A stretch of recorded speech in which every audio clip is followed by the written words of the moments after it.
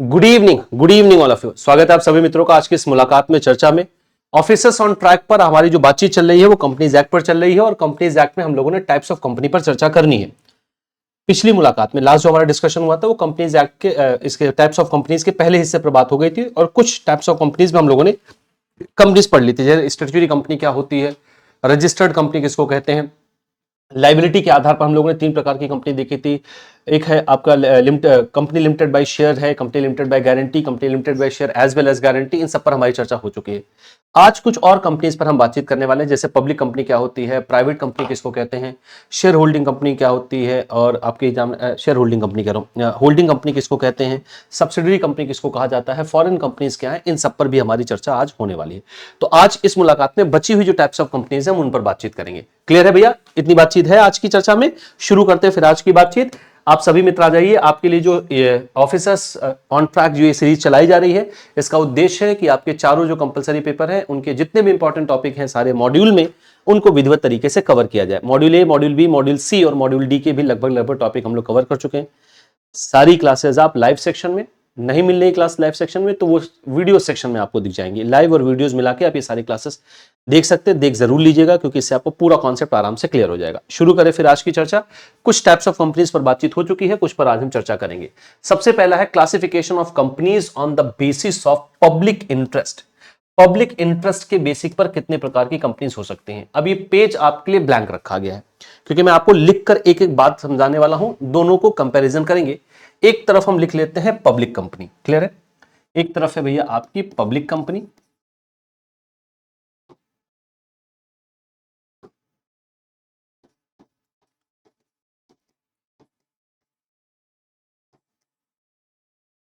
Public company, दूसरी तरफ है प्राइवेट कंपनी।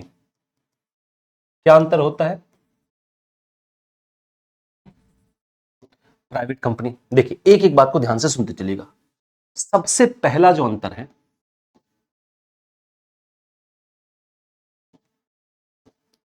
बहुत इत्मीनान से समझिएगा। जो पब्लिक कंपनी होती है, they can offer shares to public. ये पब्लिक को अपने शेयर सब्सक्राइब करने के लिए ऑफर कर सकती है। इनके पास अधिकार है, ये पब्लिक को अपने शेयर ऑफर कर सकती है। देखिए, पब्लिक कंपनी और प्राइवेट कंपनी को इस आधार पर कभी मत बताइएगा कि जिनमें गवर्नमेंट की हिस्सेदारी है वो पब्लिक कंपनी, जिसमें गवर्नमेंट की हिस्सेदारी नहीं है वो पब्लिक कंपनी नहीं, यानी वो प्राइवेट कंपनी होगी। ऐसा बिल्कुल भी नहीं है। पब्लिक और प्राइवेट कंपनी के बीच में जो अंतर बनाया जाता है, बताया जाता है, वो कौन सी कंपनीज, उनके कुछ लक्षण है। जैसे पब्लिक कंपनी शेयर जारी कर सकती है, बेसिकली इस आधार पर उसको पब्लिक कंपनी कहा जाता है क्योंकि उसमें पब्लिक की हिस्सेदारी होती है। सामान्य जनता को वो अपने शेयर जारी कर सकते हैं आईपीओ के थ्रू, प्रोस्पेक्टस के माध्यम से। ऐसा प्राइवेट कंपनीज नहीं कर सकती हैं। तो आप गवर्नमेंट कंपनी की हिस्सेदारी है या नहीं, इस आधार पर पब्लिक और प्राइवेट कंपनी का क्लासिफिकेशन नहीं होता है। क्लियर हो गई इतनी बात? पब्लिक कंपनी प्राइवेट भी हो सकती है, पब्लिक कंपनी गवर्नमेंट कंपनी भी हो सकती है, दोनों हो सकती है। क्लियर है? अब जैसे मान लेते हैं कोई कंपनी ऐसी है जो शेयर्स को जारी कर रही है पब्लिक के भीतर, उसको अधिकार है, वो शेयर भी जारी कर रही है, साथ ही साथ इसमें जो है गवर्नमेंट की हिस्सेदारी भी 51% है, उससे ज्यादा है, तो वो गवर्नमेंट कंपनी कहलाएगी। तो गवर्नमेंट की हिस्सेदारी होने से कोई कंपनी पब्लिक या प्राइवेट नहीं बनती है, ठीक है। वो गवर्नमेंट कंपनी एक अलग क्राइटेरिया, उसको हम देखेंगे। अब प्राइवेट कंपनी की बात करें तो ये शेयर्स जारी नहीं कर सकते हैं, दे कांट। यहां पर बस इतना है, ये नहीं कर सकते हैं ऐसा। इसी आधार पर पब्लिक और प्राइवेट कंपनी का अंतर होता है, ठीक है। अब चूंकि ये शेयर्स इशू कर सकते हैं, इसलिए दूसरा अंतर क्या है कि दे कैन इशू प्रॉस्पेक्टस। ये प्रॉस्पेक्टस जारी कर सकते हैं और ये प्रॉस्पेक्टस नहीं जारी कर सकते हैं क्योंकि शेयर ही जारी नहीं कर सकते हैं। They can not. क्लियर? चलिए अगला क्या है भैया, तीसरा अंतर क्या होता है, ध्यान से समझिएगा। अगर हम बात करें इनमें मिनिमम मेंबर्स की, तो इसमें मिनिमम मेंबर होंगे 2। अगर हम इसमें बात करें मैक्सिमम मेंबर्स की तो ये होंगे 200, ठीक है। किसमें? नहीं, पब्लिक कंपनी है ना ये। मिनिमम मेंबर इसमें होंगे 3, मिनिमम मेंबर इसमें होंगे 3।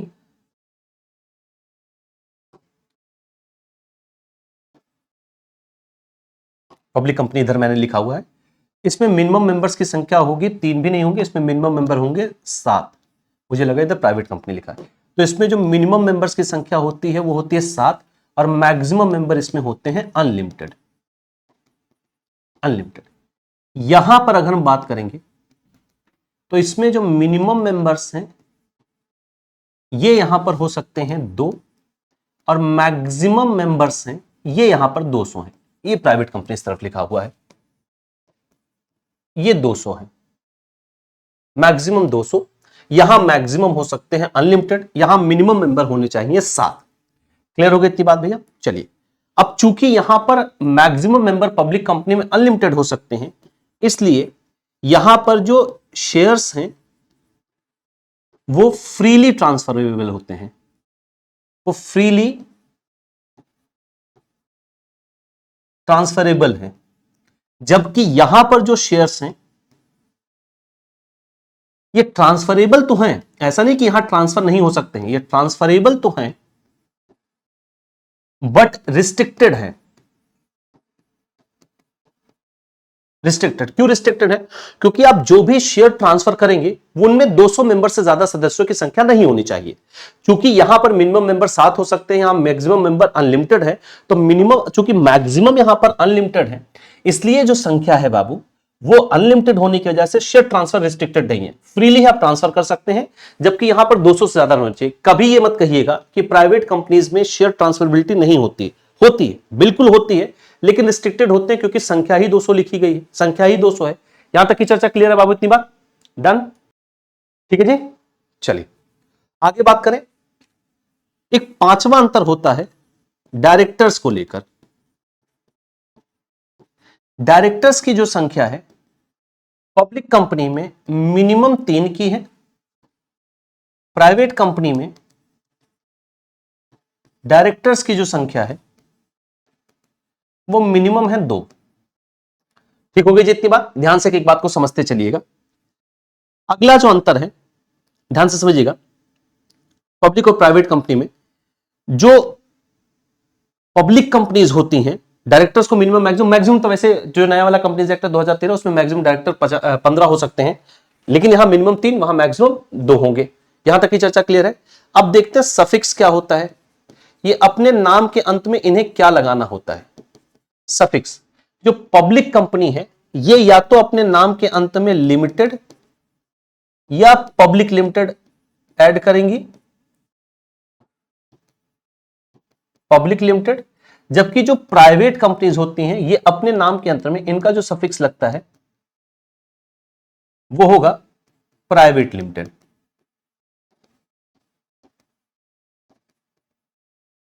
Private limited. यहां तक की चर्चा क्लियर है? एक बार देख लीजिए, मैं किनारे हो जा रहा हूं इसको। डन डन डन, क्लियर है? तो ये अंतर है भैया आपके पब्लिक और प्राइवेट कंपनीज में। अब एक पब्लिक कंपनी गवर्नमेंट कंपनी हो भी सकती है, नहीं भी हो सकती है, क्लियर है? गवर्नमेंट की हिस्सेदारी अगर 51% से ज्यादा है तो हो सकती है, जैसे आपका एनटीपीसी, एनटीपीसी में गवर्नमेंट की हिस्सेदारी 51% से ज्यादा, जैसे आपका भेल Bharat heavy electronics limited, clear है? तो उसमें गवर्नमेंट की हिस्सेदारी 51% से ज्यादा भी है और साथ ही साथ उसके शेयर्स मार्केट में पब्लिक के बीच में भी, तो पब्लिक कंपनी भी है। तो पब्लिक कंपनी और प्राइवेट कंपनी में अंतर क्लियर है? ज्यादातर जो पूछे जाते हैं वो मेंबर्स के बारे में पूछे जाते हैं। तो पब्लिक कंपनी में मिनिमम 7 मेंबर, मैक्सिमम अनलिमिटेड होते हैं, कोई लिमिट नहीं होती। यहां मिनिमम 2 मेंबर होंगे, मैक्सिमम की संख्या 200 है, ये ध्यान रखिएगा। शेयर ट्रांसफरेबिलिटी पर भी क्वेश्चन पूछे जाते हैं, डायरेक्टर्स की संख्या पे भी पूछे जा सकते हैं। मिनिमम डायरेक्टर पब्लिक कंपनी में 3 और यहां पर प्राइवेट कंपनी में मिनिमम 2 डायरेक्टर्स होते हैं। तो मुझे उम्मीद है पब्लिक और प्राइवेट कंपनी में क्या डिफरेंस है ये आपको बिल्कुल विधिवत तरीके से समझ में आ गया होगा। क्लियर है इतनी बात?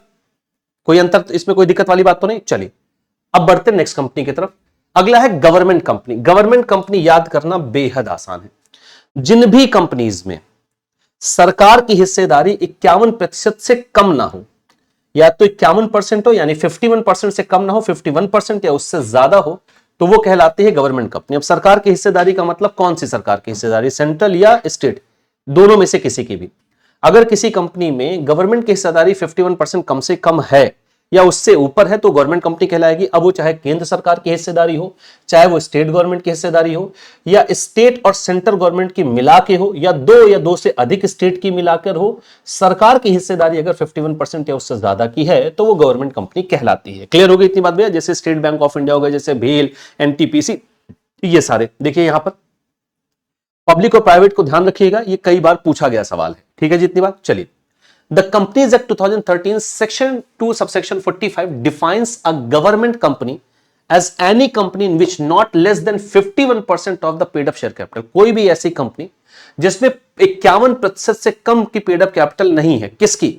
द सेंट्रल गवर्नमेंट की कम से कम 51% है, सेंट्रल गवर्नमेंट की, या बाय एनी स्टेट गवर्नमेंट और गवर्नमेंट्स, एक स्टेट या एक से ज्यादा स्टेट का, या पार्शियली सेंट्रल गवर्नमेंट का हो और पार्शियली वन या मोर स्टेट गवर्नमेंट्स का हो, and includes a company which is a subsidiary of such a state government company. अच्छा, एक बात और आपको याद रखनी, अगर गवर्नमेंट कंपनी की सब्सिडरी की भी हिस्सेदारी किसी कंपनी में है तो भी, मतलब 51% है उससे ज्यादा है, तो भी वो गवर्नमेंट कंपनी मानी जाती है। In India there are large number of such companies, जैसे एग्जांपल के तौर पर भारत हैवी इलेक्ट्रिकल्स लिमिटेड, भेल, हिंदुस्तान एरोनॉटिक्स लिमिटेड, एचएएल जिसको हम लोग कहते हैं, ये सारी की सारी क्या है?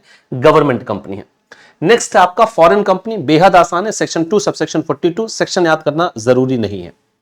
सेक्शन 2 सबसेक्शन 42 फॉरेन कंपनी की परिभाषा देता है। फॉरेन कंपनी वो कंपनी होती है जिसका इनकॉर्पोरेशन भारत के बाहर हुआ, यानी जो भारत में नहीं बनाई गई हैं, जिनका इनकॉर्पोरेशन भारत के बाहर किया गया है, वो फॉरेन कंपनी कहलाती हैं। वो भारत के अंदर अपना व्यापार अपने एजेंट के माध्यम से, अपने ऑफिस के माध्यम से, अपने सब्सिडरी के माध्यम से कर रही हैं, तो वो कंपनी भारत के लिए फॉरेन कंपनी कहलाती है, जिनका इनकॉर्पोरेशन भारत के बाहर किया गया है। ठीक हो गई जितनी बात। देखिए यहां पर foreign company as per section 2 subsection 42 of Indian companies act 2013 means any company और body corporate incorporated outside India. कोई भी कंपनी या कॉर्पोरेट बॉडी जो इनकॉर्पोरेट की गई है भारत के बाहर, has a place of business in India, और उसका बिजनेस में भारत के अंदर बिजनेस है, चाहे खुद के द्वारा या किसी एजेंट के द्वारा फिजिकली या किसी इलेक्ट्रॉनिक मोड में या ऑफिस के माध्यम से या सब्सिडरी के माध्यम से, अगर भारत में वो बिजनेस कंडक्ट कर रही है तो वो भारत के लिए फॉरेन कंपनी कहलाती है। ठीक हो गई जी इतनी बात। नेक्स्ट है आपके लिए company holding company and subsidiary company. Holding company और सब्सिडरी कंपनी क्या होती है, ध्यान से समझते हैं। देखिए इस तरफ मैं होल्डिंग कंपनी के बारे में लिख रहा हूं।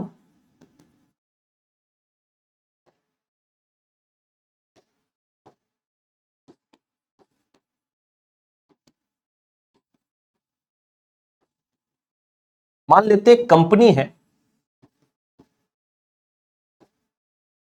कंपनी ए बी सी, और इस तरफ मैं लिख रहा हूं सब्सिडरी कंपनी के बारे में।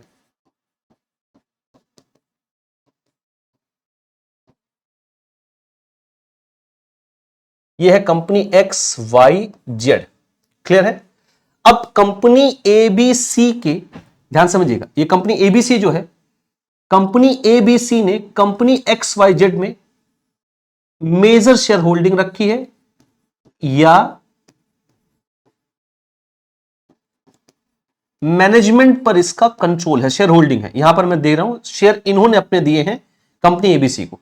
तो इस केस में जो कंपनी एबीसी है वो कंपनी एक्स वाई जेड की होल्डिंग कंपनी होगी और ये इसकी सब्सिडरी कंपनी कहलाएगी, क्योंकि कंपनी होल्ड कर रही, company A B C major share holding hold कर रही कंपनी एक्स वाई जेड में, मैनेजमेंट पर उसका कंट्रोल है, बोर्ड ऑफ डायरेक्टर्स में उसका कंट्रोल है, तो ये कहलाएगी होल्डिंग कंपनी, और एक्स वाई जेड इस होल्डिंग कंपनी के सब्सिडरी कंपनी कहलाएगी। अब मान लेते हैं कि एक और कंपनी, एक तो हो गई पहली कंपनी है, दूसरी कंपनी है, मान लेते हैं कंपनी, दूसरी कंपनी है कंपनी 1 2 3, इस नाम से एक कोई कंपनी, कंपनी 1 2 3, और ये कंपनी इस कंपनी की सब्सिडरी है, ये कंपनी इस कंपनी की सब्सिडरी है, यानी सब्सिडरी एक्स वाई जेड की कोई सब्सिडरी एक्स वाई 1 2 3, तो ये अगर सब्सिडरी एक्स वाई जेड की है तो इसकी भी होल्डिंग कंपनी एबीसी होगी, यानी इस होल्डिंग कंपनी की सब्सिडरी कंपनी किस सब्सिडरी कंपनी की भी होल्डिंग कंपनी मानी जाएगी। क्लियर है बाबू इतनी बात। तो यह है कॉन्सेप्ट होल्डिंग कंपनी और सब्सिडरी कंपनी का। देखिए क्या है एग्जांपल को यहां पर इसको ठीक से समझिएगा। A company is deemed to be a subsidiary of another, एक कंपनी दूसरी कंपनी की सब्सिडरी कही जाएगी अगर if that other company control the majority composition of its board of director, जो दूसरी कंपनी है अगर इस कंपनी की मेजोरिटी बोर्ड ऑफ डायरेक्टर्स को होल्ड करती है, जिसका सोल ऑब्जेक्टिव है बिजनेस को, मैनेजमेंट को कंट्रोल करना, and the other company hold the majority of its share, और मेजोरिटी ऑफ शेयर्स को होल्ड कर रही है, तो जो अदर कंपनी है सब्सिडरी की क्या कहलाएगी भैया, होल्डिंग कंपनी। जैसे ये मेजोरिटी ऑफ शेयर्स होल्ड कर रहा है कंपनी एक्स वाई जेड के, तो ये क्या कहलाएगी, सब्सिडरी होल्डिंग कंपनी, और एक्स वाई जेड कहलाएगी subsidiary company. That other, clear. अगला, if the holding company is subsidiary, if the holding company subsidiary, holding company subsidiary कौन है, होल्डिंग कंपनीज की सब्सिडरी है, यहां पर होल्डिंग कंपनी एबीसी, इसकी सब्सिडरी एक्सवाईजेड, और अगर इसकी कोई सब्सिडरी हो, if the holding company subsidiary has its own subsidiary, subsidiary की अगर कोई सब्सिडरी है, it becomes the subsidiary of the first mentioned company. तो ये पहले जो कंपनी मेंशन की गई है, यानी जो होल्डिंग कंपनी, उसकी भी ये सब्सिडरी कही जाएगी। जैसे एग्जांपल के तौर पर company B is a subsidiary of company A, company A की सब्सिडरी है कंपनी बी, यानी कंपनी ए होल्डिंग कंपनी है और बी सब्सिडरी कंपनी है। और एक तीसरी कंपनी है C is a subsidiary of company B, company B की सब्सिडरी है सी। तो अब इस केस में देन द कंपनी सी जो कि बी की सब्सिडरी है is a subsidiary of company A, वो कंपनी ए की भी सब्सिडरी हुई। यानी होल्डिंग कंपनी अपनी सब्सिडरी कंपनी की भी होल्डिंग होती है और उसकी सब्सिडरी कंपनी की भी होल्डिंग होगी। यहां तक की चर्चा क्लियर है भैया? तो यह है आपका टाइप्स ऑफ कंपनीज के मामले में पूरी चर्चा। यहां तक मुझे उम्मीद है कोई दिक्कत आपके बीच में होने वाली नहीं होगी, समस्या नहीं होगी, क्योंकि मैंने सारी बातें विधिवत बताई। आज जिन कंपनीज पर हमने चर्चा की है वो पब्लिक कंपनी है, इस तरफ सारा पब्लिक कंपनी के सिम्टम्स लिखे हुए हैं, सारे कैरेक्टरिस्टिक्स हैं, इधर सारे कैरेक्टरिस्टिक्स प्राइवेट कंपनी के हैं। फिर हमने बात की गवर्नमेंट कंपनी की, फॉरेन कंपनी की, और फिर हमारी चर्चा हुई होल्डिंग एंड सब्सिडरी कंपनी। एक और कंपनी होती ओपीसी कंपनी, ओपीसी मतलब 1% company, OPC company private company होती है, 1% कंपनी। तो 1% कंपनी जिसमें मेंबर के रूप में एक ही सदस्य हो सकता है, डायरेक्टर उसके एक से ज्यादा हो सकते हैं। तो 1% कंपनी वो कंपनी होती है जिसमें मेंबर एक हो। 1% कंपनी डायरेक्टर की संख्या से नहीं तय होती है बल्कि मेंबर्स की संख्या से तय होती है। तो जिसमें मेंबर एक हो, डायरेक्टर वो 1 2 3 मैक्सिमम 15 तक वो भी डायरेक्टर रख सकते हैं, लेकिन मेंबर के तौर पर अगर एक व्यक्ति है तो वो कंपनी कहलाती है ओपीसी कंपनी। 1% कंपनीज को कहा जाता है। ठीक हो गई जितनी बात? तो टाइप्स ऑफ कंपनीज में अभी तक हम लोगों ने किस किस कंपनीज की बात कर ली है? पिछली मुलाकात में जो हमारी बातचीत हुई थी स्ट्रेटेजी कंपनी, रजिस्टर्ड कंपनी, इन कॉर्पोरेशन के आधार पर हम लोगों ने कंपनी देखा था। उसके बाद फिर हम लोगों ने देखा था लाइबिलिटी के आधार पर कंपनी, जिसमें 3 प्रकार की कंपनी थी, company limited by share, company limited by guarantee, company limited by share as well as guarantee. आज हम लोगों ने देखा जब हम देखते हैं पब्लिक इंटरेस्ट के बिहाफ पर, तो पब्लिक कंपनी है, प्राइवेट कंपनी है, इसके अलावा गवर्नमेंट कंपनी की बात हुई, फॉरेन कंपनी की बात हुई, holding company and subsidiary company की बात हुई, और मैंने आपसे ओपीसी 1% कंपनी की भी चर्चा की। तो आज के लिए इतनी ही चर्चा रखते हैं मित्रों। इसके अलावा 4 मार्च से मैं बार बार आपको याद दिलाता रहता हूं, आपका रजिस्ट्रेशन जून एग्जामिनेशन के लिए शुरू हो रहा है। रजिस्ट्रेशन जितनी जल्दी होगा उतनी जल्दी कंप्लीट कर लीजिएगा और आप महापैक को ज्वाइन करके अपनी प्रिपरेशन शुरू कर सकते हैं। महापैक में आपको फिर से मैं बता दूं, इलेक्टिव पेपर की क्लासेस आपको फ्री ऑफ कॉस्ट मिलेंगी। इसमें आपको इलेक्टिव पेपर अलग से परचेज करने की जरूरत नहीं है। ये आपका थ्योरी बैच है जो अभी भी चल रहा है, और इसके साथ ही साथ बहुत जल्दी हम आपके इस सीआईबी पेपर के लिए, जून एग्जामिनेशन के लिए एमसीक्यू बैच आपके साथ लाने वाले हैं, जोड़ने वाले हैं, जिसमें एमसीक्यू के थ्रू आपका पूरा पेपर कवर किया जाएगा। वो बैच बेहद इंपॉर्टेंट होगा, क्योंकि एमसीक्यू पर प्रैक्टिस अगर आपकी नहीं है तो पेपर क्लियर होना आपके लिए काफी मुश्किल हो जाता है। तो आज के लिए इतनी ही चर्चा रखते हैं। कुछ भी और आप मुझसे जानना चाहते हैं, पूछना चाहते हैं, इस पर्टिकुलर क्यूआर कोड को स्कैन करके आप एक डेडिकेटेड टेलीग्राम ग्रुप है उससे जुड़ सकते हैं। ये सारी सुविधाएं आपको मिलती है। कोई भी सवाल, कोई भी बातचीत आप करना चाहते हैं कर सकते हैं। क्यूआर कोड को स्कैन करने में कहीं कोई दिक्कत आ रही तो सिंपली आप टेलीग्राम पर सर्च करें आशीष सर जेआईबी सीआईबी एग्जाम्स, आप इस माध्यम से भी मुझसे जुड़ सकते हैं। तो आज के लिए इतनी ही चर्चा रखते हैं। बहुत बहुत धन्यवाद। Thanks a lot.